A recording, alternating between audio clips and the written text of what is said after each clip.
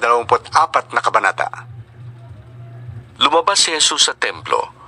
Paalis na siya nang lumapit ang mga alagad at itinuro sa kanya ang mga gusali ng templo. Sinabi niya sa kanila, "Nakikita ba ninyo ang mga gusaling yan? Tandaan ninyo, darating ang araw na wala riyang matitirang bato sa ibabaw ng ibang bato. Lahat ay iguguho." Noon, si Jesus ay nasa bundok ng mga olibo. Habang siya ay nakaupo ron, tinanong siya ng kanyang mga alagad nang walang ibang nakakarinig.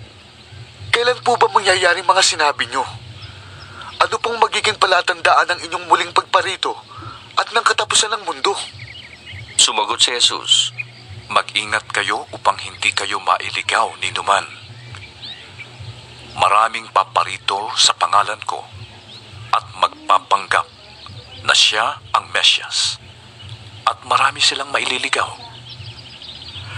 Makakarinig kayo ng mga labanan at makakabalita kayo tungkol sa mga digmaan.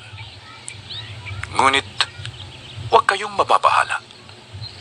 Dapat mangyari ang mga yon, ngunit hindi pa yon ang wakas. Maglalaban-laban ang mga bansa at gayon din ang mga kaharian. Magkakaroon ng taggutom at lilindol sa maraming lugar. Ang lahat ng ito ay pasimula pa lamang ng mga paghihirap, tulad ng isang nanganganak. Sa mga panahong yon, kapupuotan kayong lahat dahil sa inyong pagsunod sa akin. Isasakdal kayo upang pahirapan at patayin.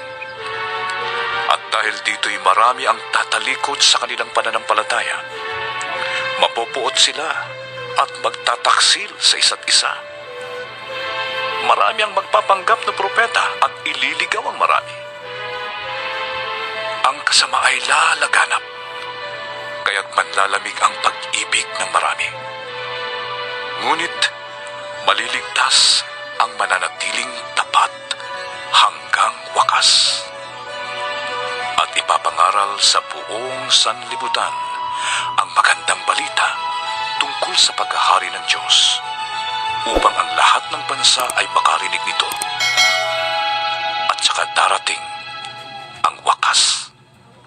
Kapag nakikita ninyong nagaganap na sa dakong banal ang kasuklam-suklam na kalapastangan ng tinutukoy ni Propeta Daniel, unawain ito ng bumabasa. Ang mga nasa Judea ay dapat tumakas sa kabundukan. Ang nasa bubong ay huwag nang mag-abala pang kumuha ng kahit ano sa loob ng bahay. At ang nasa bukid ay huwag nang umuwi upang kumuha ng balaban. Kawawa ang mga nagdadalang tao at mga nagpapasuso sa mga araw na yon. Ipanalangin ninyo na ang inyong pagtakas ay huwag mapataon sa taglamig o sa araw ng pamamahinga.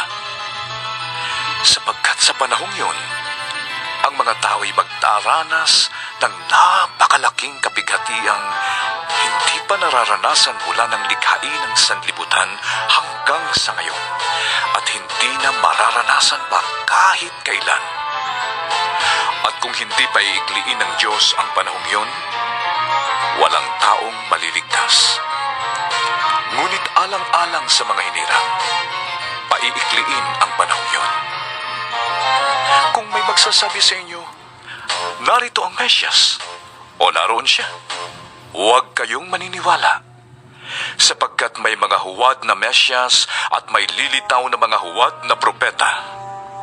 Magpapakita sila ng mga kagilagilalas na himala at mga kababalaghan upang iligaw kung maaari pati ang mga hinirang ng Diyos. Tandaan ninyo, ipinagpaon ako nang sabihin ito sa inyo. Kaya't kung sabihin nila sa inyo, naroon siya sa ilang, huwag kayong pumunta doon.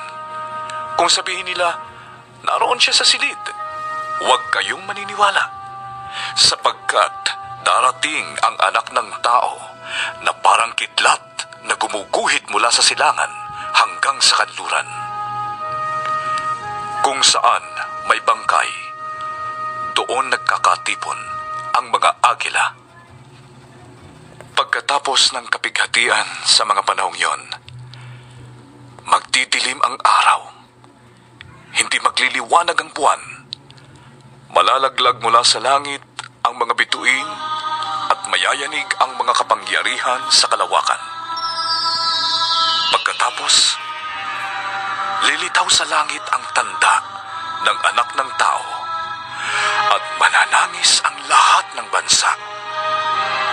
Makikita nila ang anak ng tao na nasa alapaap at dumarating na may dakilang kapangyarihan at malaking karangalan. Sa hudyat ng malakas na tunog ng trumpeta, susuguin niya ang kanyang mga anghel sa 4 na sulok ng daigdig at titipunin nila ang mga hinirang mula sa lahat ng dako. Unawain ninyo ang aral mula sa puno ng igos. Kapag ang mga sanga nito ay nananariwa at nagkakadahon na, alam ninyong malapit na ang tag-araw. Gayon din naman, kapag nakita ninyo ang lahat ng ito, malalaman ninyong malapit na ang kanyang pagdating. Siya'y paparating na. Tandaan ninyo, magaganap ang lahat ng ito bago mamatay ang mga taong nabubuhay ngayon.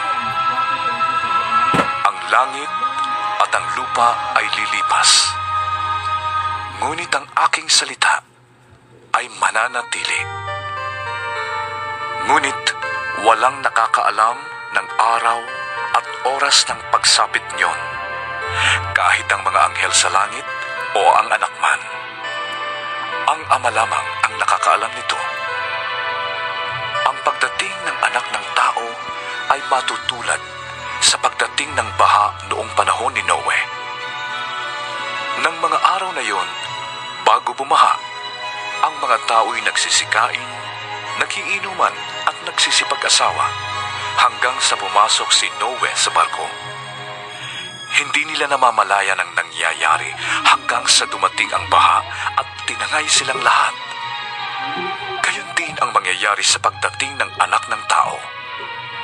Sa panahong yun, may 2 lalaking nagtatrabaho sa bukid.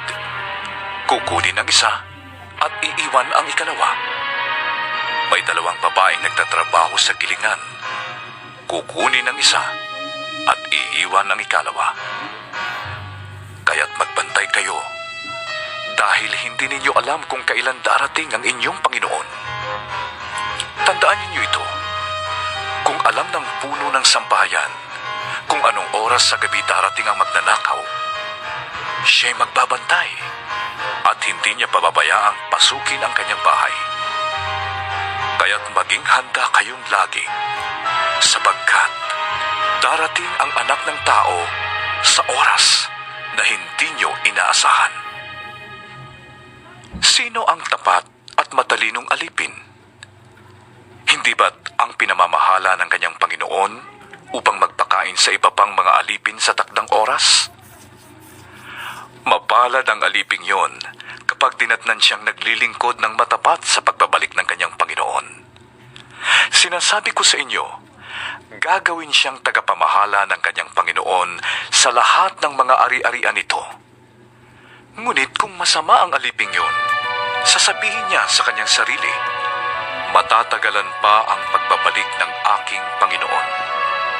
Kaya't sisimulan niyang bugbugin ang ibang mga alipin at makikipagkainan at makikipag-inuman sa mga lasengko. Babalik ang Panginoon ng aliping yon sa araw na hindi niya inaasahan at sa oras na hindi niya alam. Buong higpit na parurusahan siya ng kanyang Panginoon at pagkatapos ay isasama sa mga mapagkunwarin. Do'y tatangis siya at magngangalit ang ngipin.